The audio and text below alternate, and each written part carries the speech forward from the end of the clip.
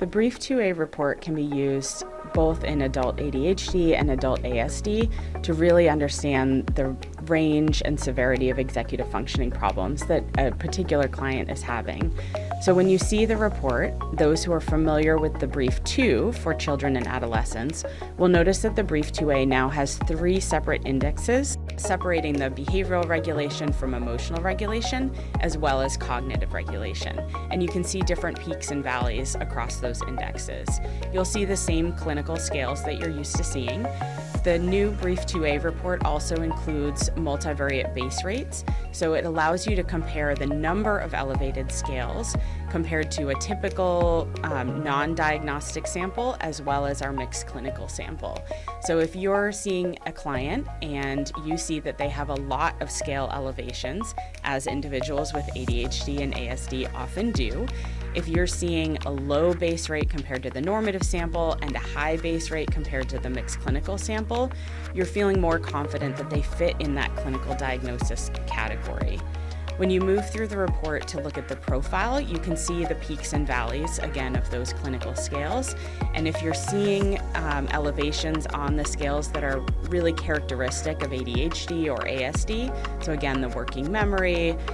planning and organizing, flexibility, you can start to see if your client's reporting of scores fits the pattern of other individuals with those diagnoses.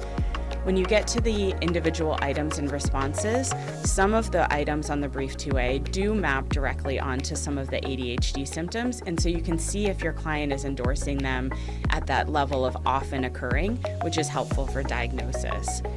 Most importantly, in the interpretive report, you'll see that any scale that the client is clinically elevated on will have a whole host of recommendations that you can use in your report and your feedback with the client. You can tailor those, you can pick and choose, you can really try to customize what's going to work best for that client based on what else you've gathered about them in your evaluation, and really start to help them figure out what areas can they really benefit from some support. The BRIEF2A manual provides some additional interpretive guidance and resources for you to interpret the scores of clients with adult ADHD or ASD, or those who are coming in for an evaluation of either of those. So when you're looking at your scores for your individual client, you can refer to the manual, so tables 5.30 to 32 for ADHD and 5.33 to 34 for adult ASD, and really compare your client's scores to those of individuals with those known diagnoses. In the back of the manual, in Appendix B, we also have univariate base rates of each clinical scale in those specific populations. So in the report, you'll see multivariate base rates of the number of elevations, but in the manual, you'll see actually the rate of elevation of individual scales. So if you're seeing a high rate of elevation on working memory in adults with ADHD, and your client also has an elevation on that scale,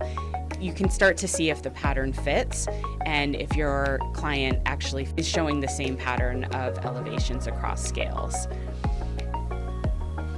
Additionally, there are several figures in the manual that plot the profiles of our known diagnosis groups. So figures 5.3 and 5.4 show the profiles for self-report and informant report of developmental conditions such as ADHD and ASD. So you can visually compare your client's profile to those of those known diagnostic groups.